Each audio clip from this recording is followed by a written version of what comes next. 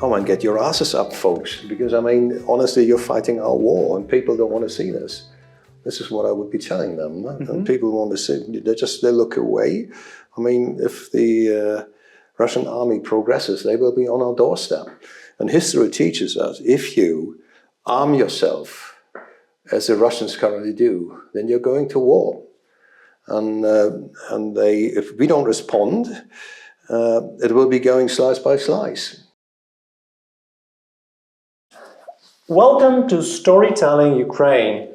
Fun stories of peace, sad stories of war, true stories of life in Ukraine. And I'm happy to welcome Karl Thies. Hello, Karl. Hello. Hi, Shaggy. First of all, thank you so much for finding the time and the opportunity. And it's My great. pleasure. It's really great to have you on the podcast. So the first typical question is, how did it happen that you have a Ukraine story to share? Yeah, that was, in fact, Ukraine, for Westerners, is only on the radar, in fact, since Maidan, nothing. That was, for us, the kickoff when we realized that Ukraine, as a individual, separate country, has got a movement for independence. And I remember when you were trying to join the European Union, what was obstructed by a former president, and when the uprising came, and we all felt very much with you. We watched the news, but we didn't really have a concept about Ukraine at all. And for us, it was a former Soviet republic, and that's it. And we never had our eyes on the East, I must say, because in the West we were very Western-centered, and the East, there was the Iron Curtain, and let them do their thing. As long as the tanks don't come over, we're okay. Yeah. And with Maidan, it changed a bit. We said, oh my God, someone wants to be independent. Yes. And then the uprising there, we followed this. But still, there was a distance, I must say. It was not right at the center of our interest.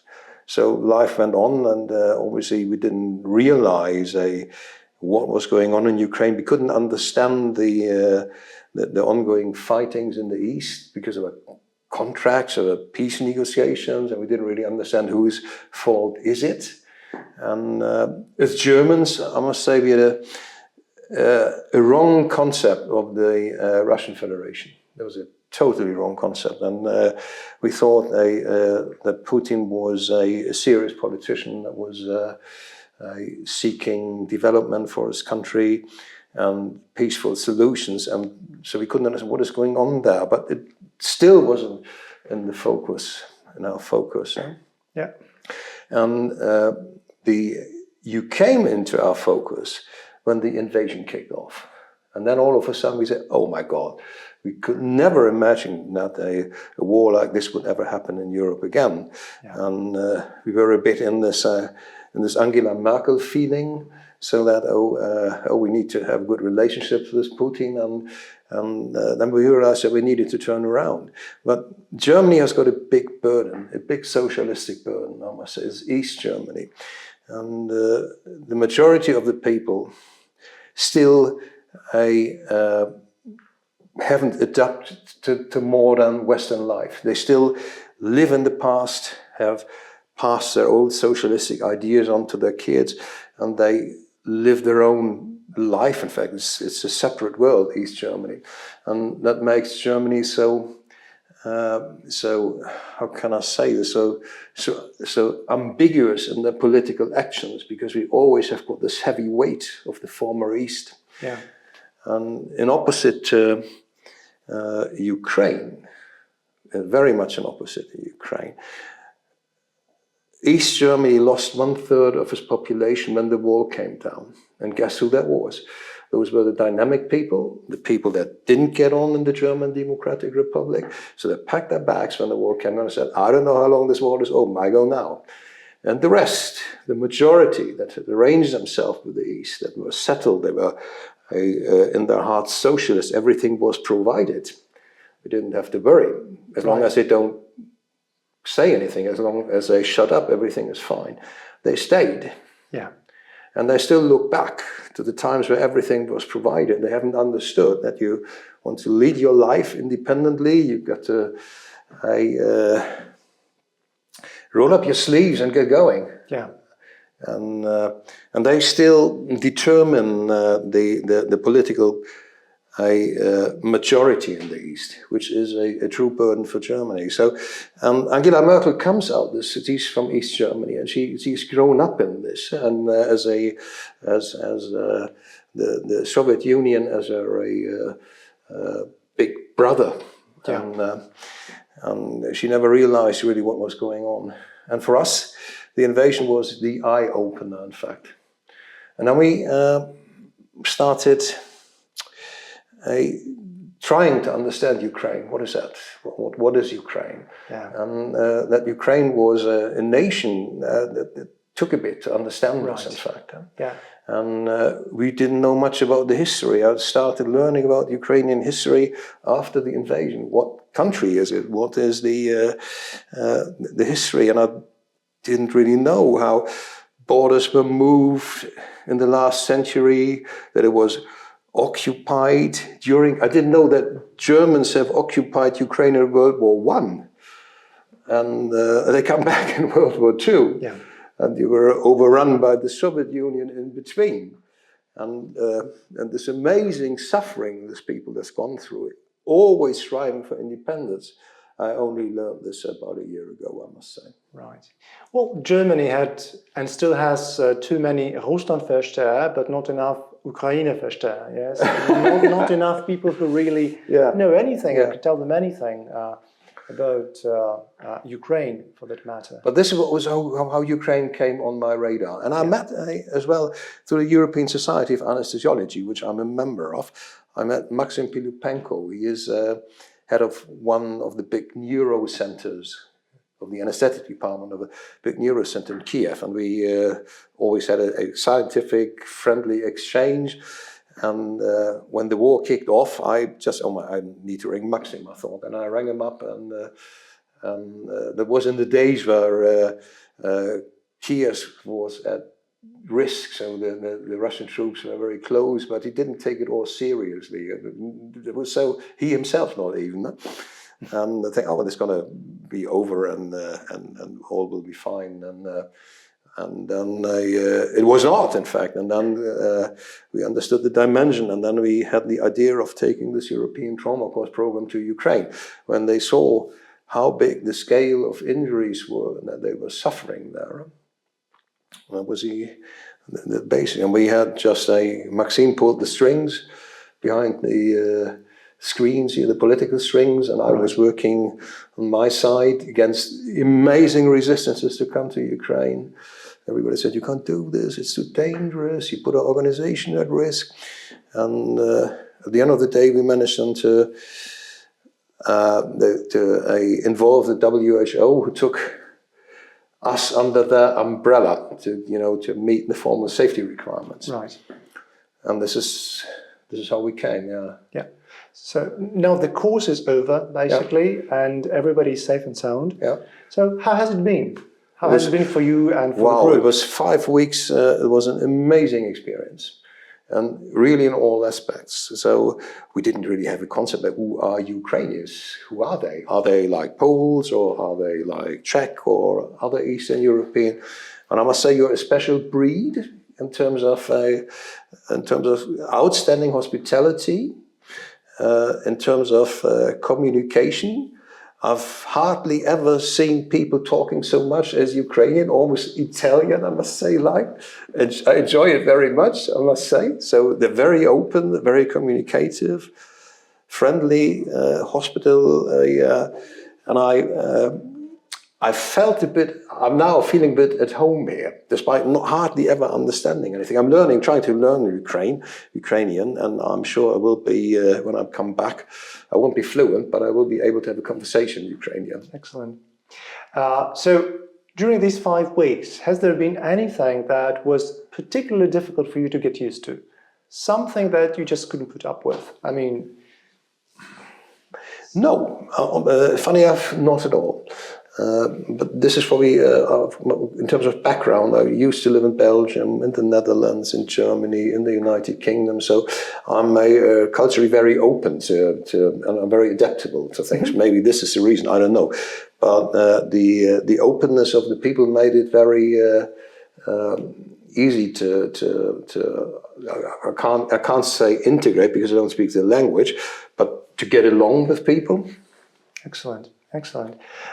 So imagine that, during through some, magic, I don't know, channel, you could address the Europeans who still hesitate whether the West should support Ukraine, whether it's important, whether it makes sense. What would you tell them if you could address all of them at once, like through this camera, through this channel? Oh man, get your asses up, folks, because I mean, honestly, you're fighting our war and people don't want to see this. This is what I would be telling them. And people want to see, they look away. I mean, if the Russian army progresses, they will be on our doorstep. And history teaches us, if you arm yourself, as the Russians currently do, then you're going to war. And if we don't respond, it will be going slice by slice. So Ukraine, then he will be further provoking the Baltic countries, and he will be taking them slice by slice. And if we're not prepared, and currently under the very difficult political situation where the US, who always provided cultural and political and military leadership, they're breaking away. So we get our asses up and make sure that we're able to sort out our own security. For Germany, it is very difficult because of our history. Yes. We're a militaristic country. We have brought war. We have brought terrible things all over Europe. So we trying to stand off and say we don't want war. This is the key principle. But I mean, by now we should have learned if you don't want war, you have to arm yourself. Exactly. Yeah. You have to defend yourself, and I'm trying to convince people, or to my members of parliament, and tell them, hey, I want this to happen. I see there a risk, and sometimes I get a response. Most of the times not, but just to voice a citizen's concern. And I know of course, we can help. Medical-wise, we're doctors, we are nurses, we've got huge experience in teaching, so we can help you developing a teaching framework for patients with major injuries. But this is as far as we can go. We have no control over weapon production, and I think what you probably need more at the moment is weapons that prevent these injuries from happening. Exactly. And the doctors that mend these injuries. Huh? Right. Yeah. All the air defenses. Oh my God, this is terrible. Then you don't get supported enough. Huh? Yes. What can I say? German company Rheinmetall is, they said they could provide 1/3 of the Ukrainian artillery demands if they would get a contract. All they need is a clear contract from the German government, produce, and that would be their company. They can't set up a manufacturers for arms without having funding for this. Right. And it was still a huge reluctance, as you see, on the side of the German government. And the good thing is that Germans today, after the Americans have done this, allow that their weapons, targets in Russia, military targets, are allowed to be attacked. It's a step forward, but it's way too slow. Right. So what would you reply to the people who say that this could further escalate the war and this would just tease Putin and encourage him to do some, other crazy things and escalate it even further? There is a risk. Of course there is a risk. But life is associated with a risk, and you need to understand what you want to achieve. And we know that if he's not being stopped now, we will be having war in 3 to 4 years' time in Central Europe. And we are not escalating. The escalation comes from the other side. It's just not responding to the escalation that makes it worse. Right. And I think this is a risk we need to take. Yeah. Otherwise, our kids won't be free. And at this time, I would say, and this is very bluntly, I would prefer to send tons of ammunition into the war instead of my kids in 2 or 3 years' time. Exactly. Yeah, I think that's something that everyone in Europe needs to understand. Yeah. And across the Atlantic as well. Yeah. Okay, Yeah. so... But I think particularly on our side, because we can't rely on the United States anymore. No. This is an unstable political system. And I think leadership needs to be taken by Germany and France. France is making a good steps. Germany is still lagging behind. And our Chancellor has promised us the Zeitenwende. I don't see any. So there's a clear lack of leadership. I think Olaf Scholz is probably the worst Bundeskanzler that we had since World War II. Well, but he was chosen, he was elected democratically. I know, but first of all, we didn't know what would happen. Right. So I think a peace chancellor is very different from a war chancellor. For instance, look at Winston Churchill. He was very good at war. Yeah. In peace, he was a complete failure. And Olaf Scholz turns out to be, I mean, he was elected, but his party would now in elections get about 15% of the German votes. So he has no base anymore. He has got a coalition, a government which is arguing all the time and which is not able to lead. So if I was chancellor, I would explain to the German people, this is the situation and this is what we need to do. As long as he's not doing this, it is very difficult to get political majorities. And a good chancellor, a good government is able to break bad news. Exactly. Yeah, because that's what leadership is about. Right? This is what leadership is about. Convince people. Convince people. Look, this is the situation. This is what we need to do. Right. Exactly. So, but we were not supposed to talk about war. Now we're talking about war all the time.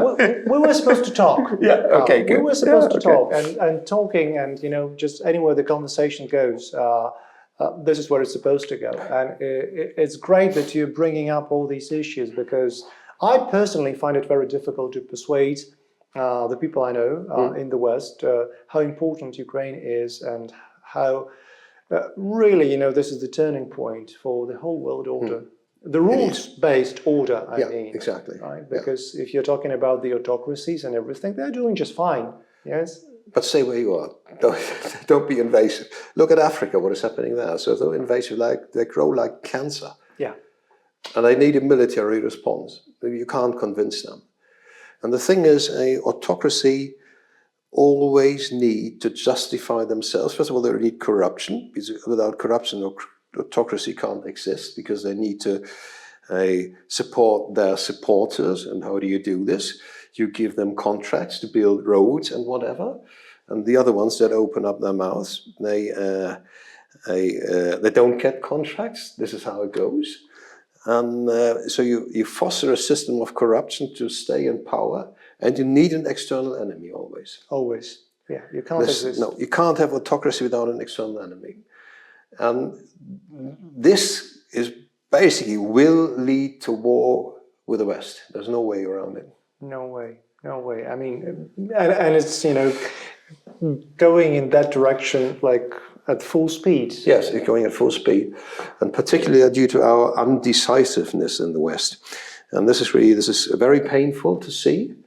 Very painful to see, because if you've got a bit of historical understanding, you know which route this is going down. Yeah, exactly. I mean, we are at the situation where, the whole world was in 1938. Yes, exactly. Where Hitler could have been stopped when he annexed Czechoslovakia. Yeah, exactly.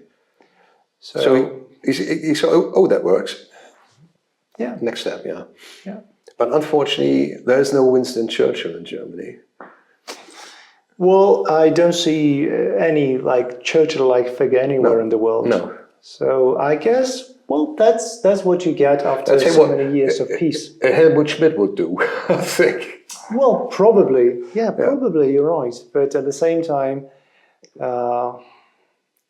we don't have any real leadership in the Western world. No. Not at all. Okay.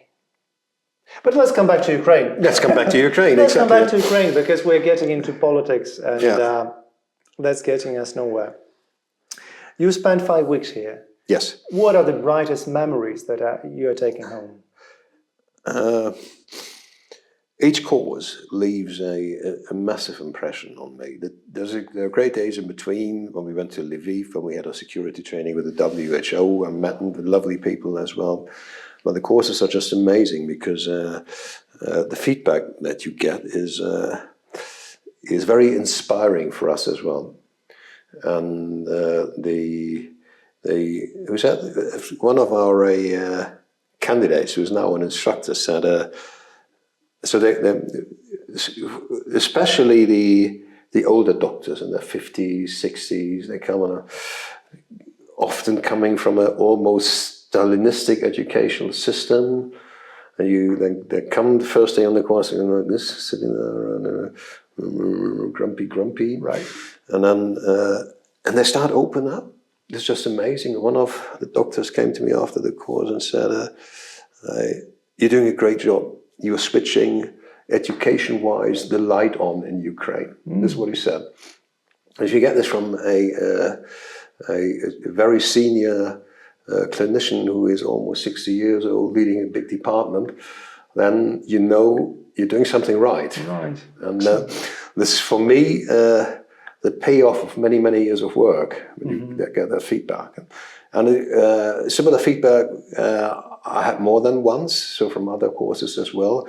But you've experienced yourself the enthusiasm and the friendship, and this working together, this achieving together, what kind of spirit that creates. Yeah, that's amazing.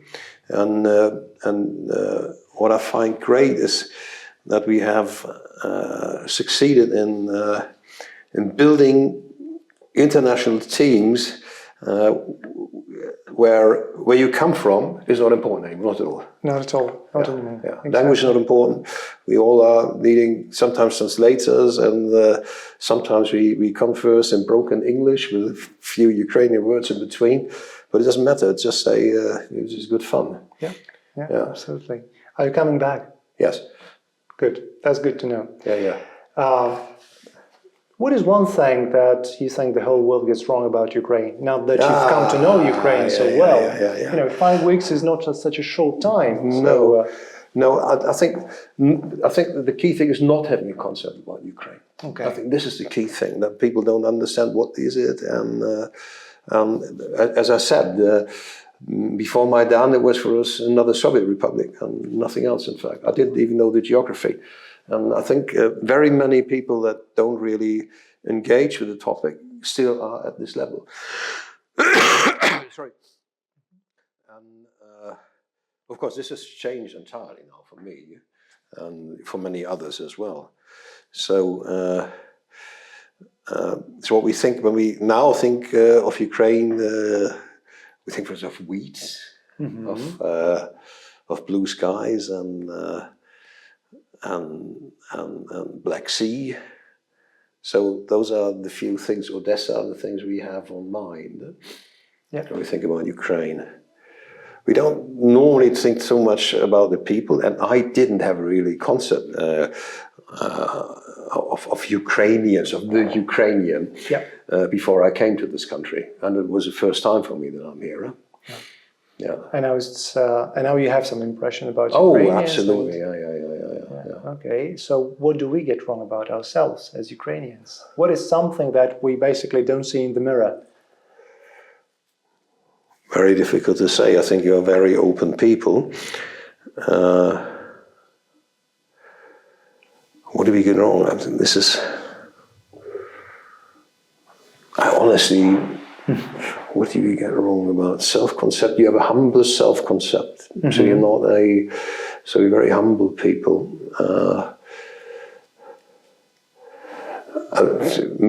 Many of you think the things you feel not very much seen in the world. This is right, I'm afraid. So I've never heard people saying Ukraine is the greatest country in the world. So what I mean with humbleness, what you have feel, and there's no pathologic nationalism or something like this. That's very important, because like Putin and Putin's Russia, they describe Ukrainians as Nazis and fascists. That's absolutely ridiculous. Yeah. you know, and we do have ultra, you know, right parties, but they never get more than like 0.5%. The highest they got in the election was like 2.5. They never made it to the parliament. Unlike, you know, a lot of ultra-right parties in France and Germany who did make it to the parliament. So. Keep in mind, you're a proud people, and that's absolutely okay with strong traditions. And anything you found annoying about Ukrainians, apart from talking too much? No, I didn't find it annoying. In fact, I found it more entertaining, and it shows there's a lot of communication. It makes it for foreigners very easy to integrate. People smile. Or what I've found, they don't smile that much in the streets, I must say. This is always a bit these closed faces, but when you meet them, when you talk to them in the shops or here, entirely different. Yeah, we just need a little bit of time. Yeah. Yeah. So, you know, there are these cultures which are like a knot, so very hard on the inside, outside, but softer inside. Yeah. And there are like the peach-like cultures, which are like all smiling and nice on the outside, and then you get to the hardcore. Yeah. So we are more like a, you know, with a very hard shell, but very soft. Yeah, not so hard, I must say. Just say, I mean, when you are on the streets, you hardly ever get a smile if you smile to someone. This is a bit always seem to be distant to people. Well, once you meet them, once you talk to them, entirely different. Right. Okay. So the conclusion is you just need to come and see for yourself and talk to people and you know, meet Ukrainians and Ukraine once it's safe, of course. Yes, I will be coming back anyway. So I mean, currently it is. I feel safe here, so I'll be coming probably back in September, going to Kiev and attend a conference in Kiev.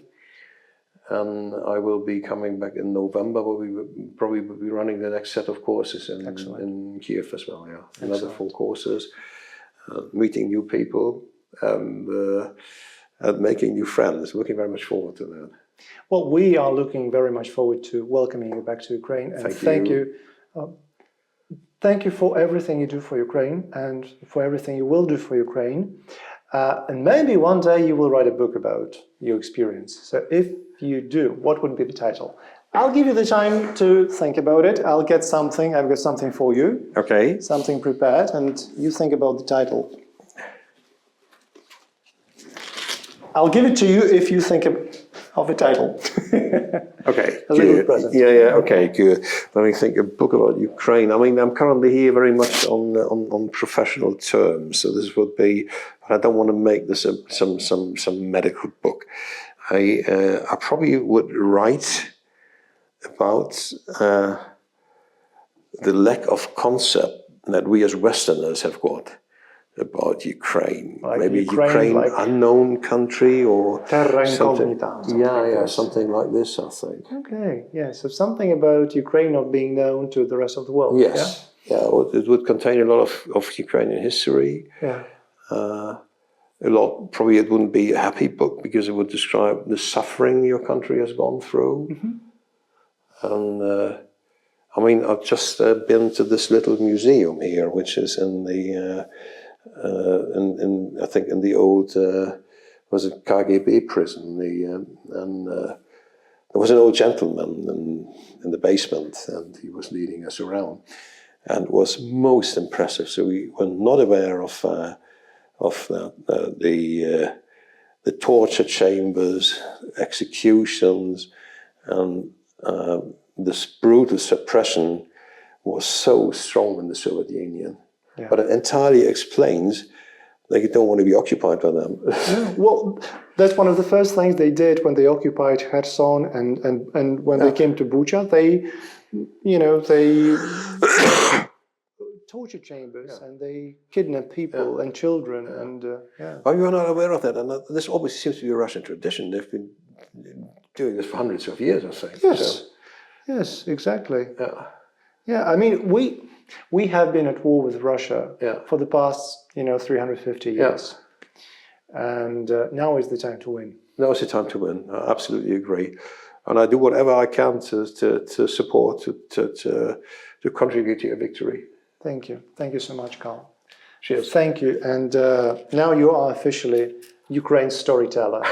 So you've got this patch, you can wear it proudly. I will that.